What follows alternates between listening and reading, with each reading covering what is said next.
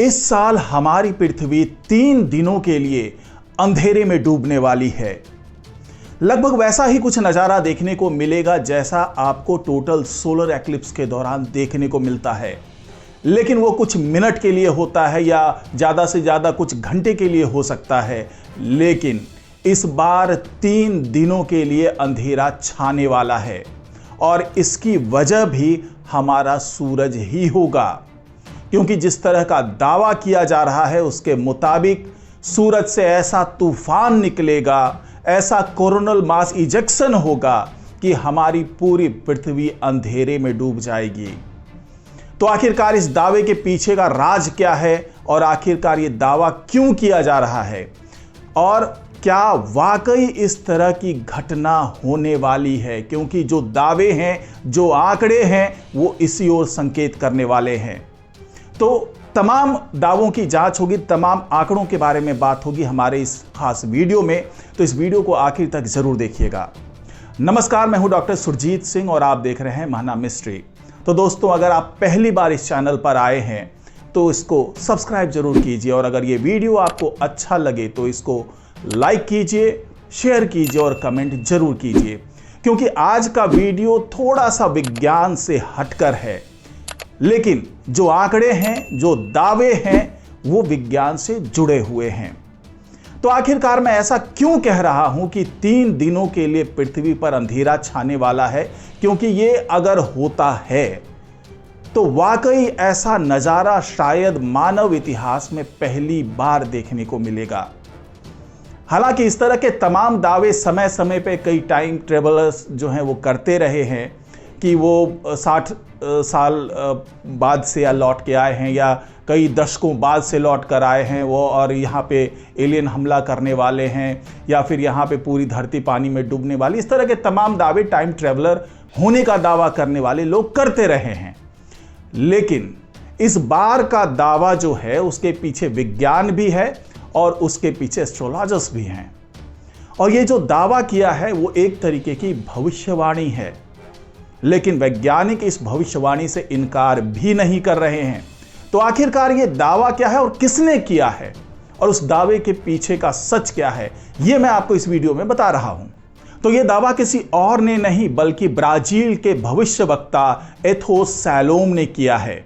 और इनके बारे में ये कहा जाता है कि ये आज के काल के नास्ट्रेडमस हैं,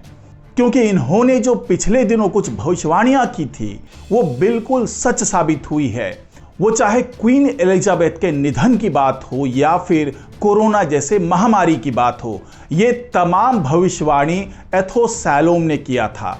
और उन्होंने इस तरह की कई भविष्यवाणियां की है जिसमें से अधिकतर सच साबित हुए हैं।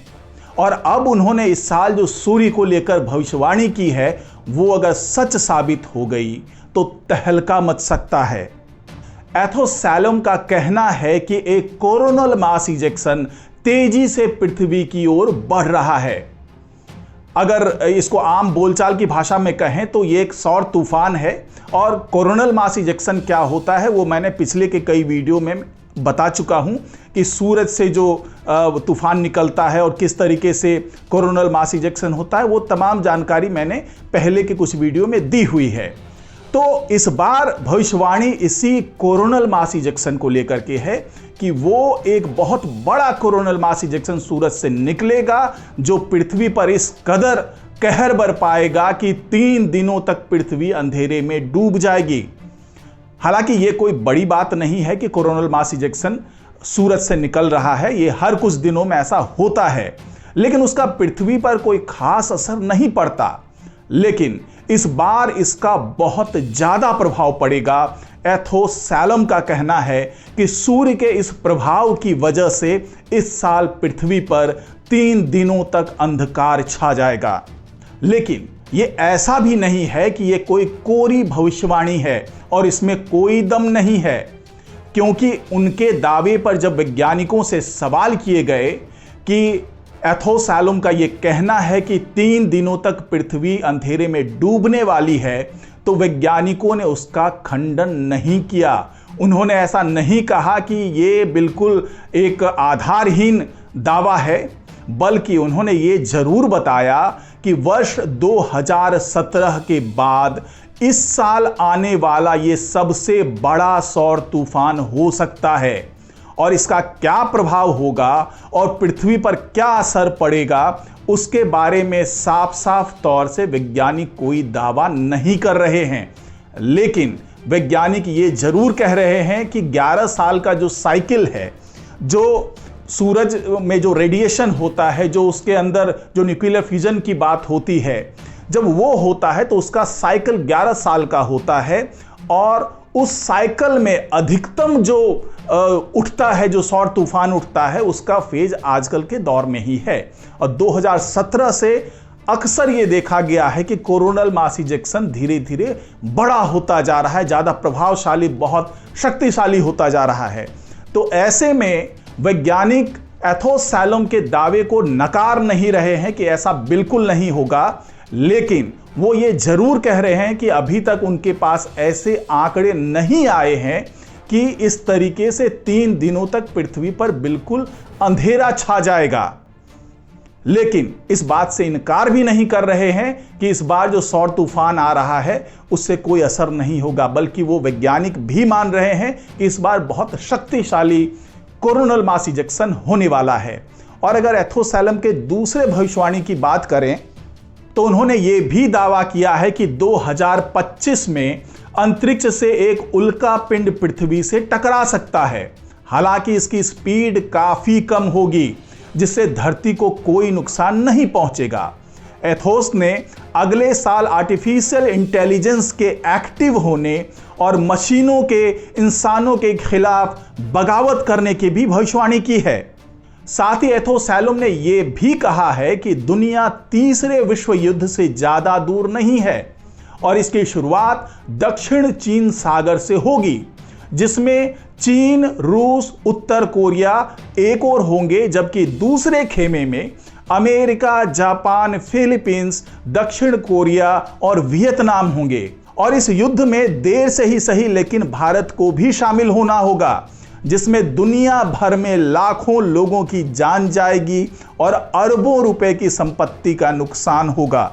तो एथोस सैलोम के भविष्यवाणी को वैज्ञानिक भी इसलिए बहुत गंभीरता से ले रहे हैं क्योंकि कोरोना के काल में जब एथोस सैलोम ने भविष्यवाणी की थी, उससे बहुत पहले भविष्यवाणी कर दी थी कि ऐसी कोई महामारी आने वाली है जिससे पूरी दुनिया में लाखों लोगों की जान जाएगी। तो उस वक्त वैज्ञानिकों ने इस भविष्यवाणी को बहुत गंभीरता से नहीं लिया था, लेकिन बाद के दिनों में जब वो नज़ारा देखने को मिला तो वैज्ञानिक भी ये मान गए कि वाकई उनकी भविष्यवाणी में दम है। और इस बार जिस तरह